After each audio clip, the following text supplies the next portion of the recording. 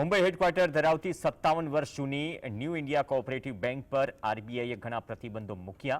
આરબીઆઈના પ્રતિબંધ બાદ બેંક હવે કોઈ નવી લોન નહીં આપી શકે અને ન તો ગ્રાહકો તેમના જમા રૂપિયા કાઢી શકશે। બેંકની નાણાકીય સ્થિતિ અને સુપરવાઇઝરી ચિંતાઓને જોતા આ પગલું ભરવામાં આવ્યું અને આ નિર્ણયથી ગ્રાહકો ચિંતામાં। દેશની રેગ્યુલેટરી બેંક એટલે કે આરબીઆઈએ એકવાર ફરીથી કડક પગલાં લીધા છે। મુંબઈમાં આવેલી ન્યૂ ઇન્ડિયા કોઓપરેટિવ બેંક પર ઘણા પ્રકારના પ્રતિબંધ લગાવી દીધા છે। આરબીઆઈના પ્રતિબંધ બાદ બેંક ન તો હવે કોઈ લેણદેણ કરી શકશે કે ન કોઈ બેંકમાં પૈસા જમા કરાવી શકશે।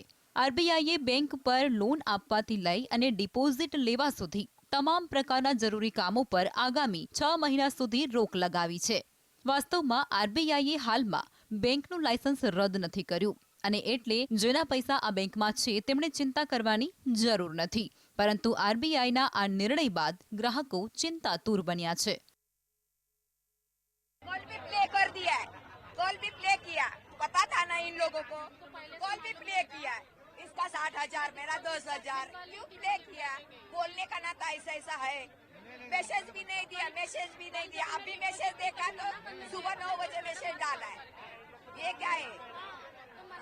इतना हम लोगों का एमडी विमडी है, सब लॉकर में सब है, कुछ कैसे करेंगे?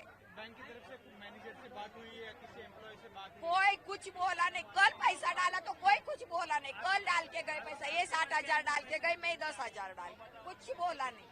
तो बोलना चाहिए ना कि बाबा ऐसी आगे वाली बात है, कुछ नहीं बोला तो हम अभी क्या कर सकते हैं इनको? दिक्कत है यानी हमारा अकाउंट इज 1982 से इतना भरोसा था बैंक के ऊपर, अभी ये बैंक ही उठ गए तो हम बड़ी बैंक में भरोसा कैसा करेंगे? क्यों रखे उधर भी पैसा? आप मेरी बात समझो, क्योंकि इतनी छोटी बैंक हम लोग को रात को 7 बजे जब मालूम पड़ता है कि भाई ये उठ गई है, तो बाकी पब्लिक का पैसा हम लोग तो चलो थोड़ा एडजस्ट कर लेंगे, जो गरीब आदमी बेचारा जाएगा कहाँ पर? वो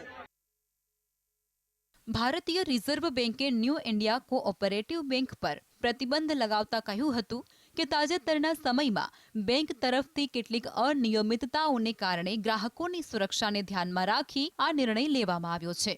ઉલ્લેખનીય છે કે ન્યૂ ઇન્ડિયા કોઓપરેટિવ બેંક છેલ્લા 2 નાણાકીય વર્ષથી નુકસાનનો સામનો કરી રહી છે। બેંકના વાર્ષિક અહેવાલ મુજબ માર્ચ 2024માં પૂરા થતા નાણાકીય વર્ષમાં બેંકને 227.8 મિલિયન રૂપિયા અને નાણાકીય વર્ષ 2023માં 307.5 મિલિયન રૂપિયાનું નુકસાન થયું હોવાનો અંદાજ છે, જે 1 વર્ષ પહેલા 13.30 અબજ રૂપિયા હતું। આ સમયગાળા દરમિયાન બેંકમાં કુલ થાપણો 24.6 અબજ રૂપિયાથી વધી અને 24.36 અબજ રૂપિયા થઈ ચૂકી છે। देखिए, इंडियन कोऑपरेटिव बैंक का जो इश्यू है वो सरकार को सीरियसली लेना पड़ेगा कि लोगों का जो पैसा वहां पर है वो अटका पड़ा है। तो अगर बैंक ने कुछ गलत किया है और आरबीआई कार्रवाई करती है तो ठीक है, लेकिन उसमें लोगों का क्या दोष है? तो आरबीआई को सोचना पड़ेगा और सरकार को भी सोचना पड़ेगा कि लोग जो है जिन्होंने वहां पैसा रखा है उनको कैसे राहत मिले। तो ये सब चीजें मद्देनजर रखते हुए लोगों को आगे चल के तकलीफ ना हो, उसका निवारण कैसे करे ये करना पड़ेगा। વાસ્તવમાં બેંક પર પ્રતિબંધ લગાવવાની ખબર પડતાની સાથે જ બેંકની શાખાઓની બહાર ગ્રાહકોની ભીડ જમા થઈ ગઈ છે।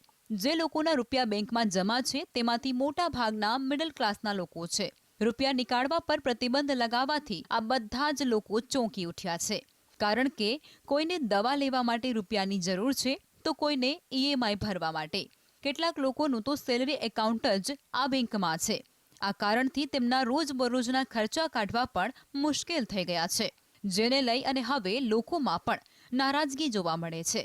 વાસ્તવમાં આરબીઆઈ એ બેંક દ્વારા પૂરી પાડવામાં આવતી તમામ પ્રકારની સુવિધાઓ પર ફક્ત 6 મહિના માટે પ્રતિબંધ લગાવ્યો છે।